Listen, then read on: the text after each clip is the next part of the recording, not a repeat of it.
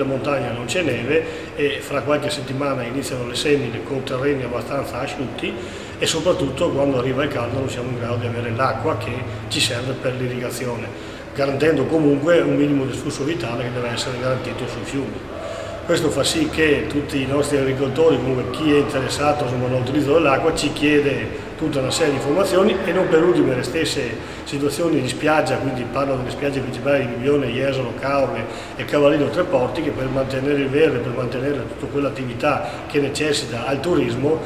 si preoccupano di non avere l'acqua per garantire queste situazioni. Sì, il nostro territorio è un territorio ampio, il Consorzio del Veneto Orientale ha una superficie di 120.000 ettari, però ha un grosso litorale che va dalla zona di Bibbione fino a Cavallino Tre Porti, quindi ha una presenza di 25 milioni di turisti su quel territorio e ci vede fortemente impegnati per la manutenzione delle lagune che vengono poi usufruite dal turismo nel periodo estivo, ma sono anche importantissime per la vivificazione del territorio lagunare. A noi servono anche queste manutenzioni principalmente per sistemare, quindi mantenere in manutenzione straordinaria le arginature a difesa degli abitati e a difesa appunto di